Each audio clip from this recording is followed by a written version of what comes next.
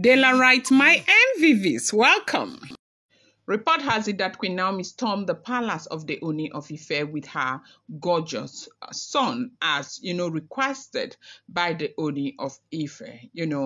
That they were at the palace with Queen Naomi's mother and Queen Naomi's father. That they came together with Tadenikawo. That Ooni of Ife had conferred a royal title again to Tadenikawo, a title that had only been given to somebody, as in a boy of about 7 years. Sometime they said, some people are saying it happened like 140 years ago, and others are saying it was 120 years ago since such title had been given to a child. Okay, that this title Aremo Oodua, okay, had been conferred on Tadenikawo. And this is not going to be the first title that a lot of other titles have been conferred on that little boy, that everything the father is doing is basically trying to secure the future of Tadenikawo. And they said this is not going well because other Oloris are saying that Queen Naomi alone cannot get everything. And again, they are saying that it's not like before where she was the only one with a son, that they also have sons. And so why is it always Queen Naomi? Why does she have to get the very best? And that is what is causing the problem in the palace of the Ooni of Ife right now. They say Queen Naomi did not come quietly to the palace. This time she arrived with an air of gravity. Okay, her father and her respected mother, okay, they were there with Prince Tadenikawo. This gathering was not an ordinary palace affair filled with flamboyant dancing or court jesters. It was a deeply sacred conclave, okay, closed off from the praying eyes of the usual palace crowd.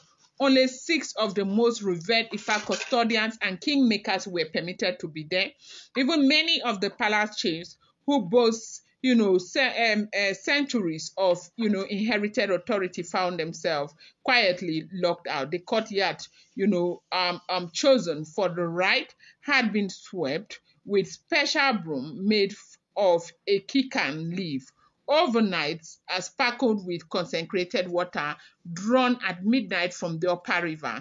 The floor was marked with intricate white chalk lines representing the 4 ruling houses of Ile-Ife. They said it represented the Lafogidi, the Gise, the Osinkola, and the Ogboro, all called around a singular central, a spiral that donated Oduduwa himself, the progenitor. Now, they said the title that was about to be conferred at that time was not, trivial chieftaincy or decorative, honorific title. It is the Aremo Oodua. The sacred title of Aremo roughly means her apparent and heir apparent and spiritual vanguard of Oduduwa. It is a preeminence beyond ordinary princely recognition. Only a handful of sons of kings across centuries have been chosen for this. The last recorded, conferral of the Aremo Oodua was said to have occurred over 120 years ago under the reign of Oba Ademiluyi Ajagon, when his first son was deemed by the diviners as destined to stabilize a kingdom on the verge of fracturing under internal revolt and British, incursion. Okay. Since then, no king has found sufficient cause or had the necessary cosmic alignment to perform such a ritual. In Ile-Ife tradition, the Aremo Oodua is not mainly a political successor. It is a spiritual vote. The child so crowned is ritually born to Oduduwa's covenant with the land. It means the Orimila priest, after deep consultations with the 16 cowrie divination, had discovered markings of unusual destiny in Tadenikawo's Oodu. Okay, Tadenikawo's Oodu, that is Tadenikawo's inner man, maybe, I guess.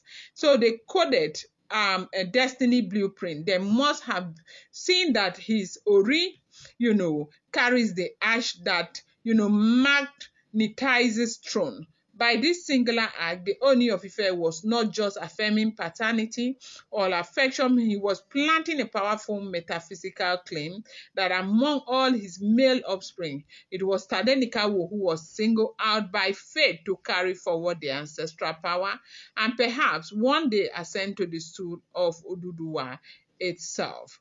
The ceremony was woven with age-old incantation. Animal sacrifices were performed discreetly before dawn. At the height of the ritual, the chief priest of Ife placed an ancient beaded crown known as Ade Alase, not a full Oni coronet, but a similar ancestral diadem reserved for Arolis, briefly on the boy's head. This moment was so spiritually charged that it was said even the birds in the palace grove fell asleep. The chant invoked Ogun, Orunmila, and Obatala, each petition to watch over Tadenikawo to clear his path and strengthen his feet.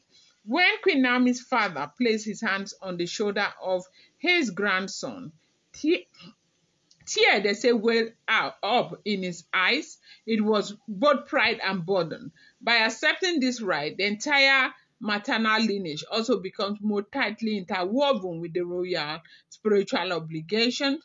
Naomi herself was visibly moved. For all her composure, she clutched her son's hand a little tighter, whispering prayers in, his ears. Welcome back to my channel. It's your girl Ram. I bring you fresh and spicy gist from the south. It's still on the royals. How are you guys doing? I appreciate you so much.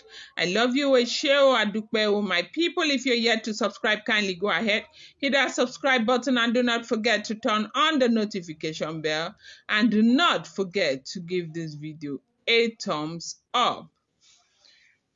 Now, the household of Ebony, as we are hearing, one of the, of course, the sisters came out and shouted, and they have been feeling so bad. Ebony's own young son had long been, whispered about in palace corners as a potential future king. With this little, with this title now bestowed on Tadenikawo, it was more than a personal side. It was a political earthquake under the tradition metrics. While any prince from the four ruling houses could ascend if chosen by the oracle and kingmakers, history had shown a near, mystical tendency for the Arolis to eventually mount the throne. It's as if the very head of Ile-Ife remembers the ceremony and conspires with it.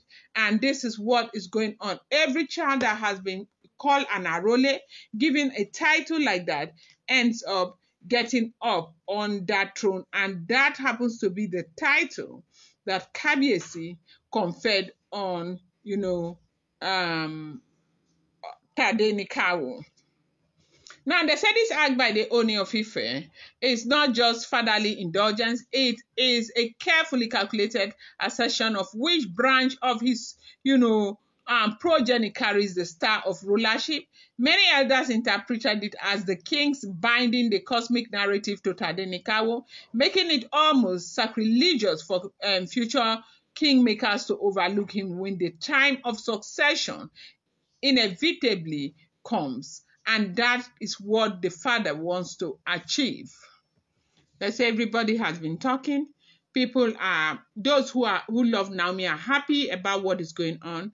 But those who do not love Naomi, who don't want Naomi, they are still against Naomi up until now, wondering why Kabiyesi has made up his mind to only favor, Olori Naomi. That is the confusion that is ongoing in the palace. I'm going to bring you more update. Do not forget, these are all alleged rumors, unverified information making the rounds on social media and should not be seen as fact.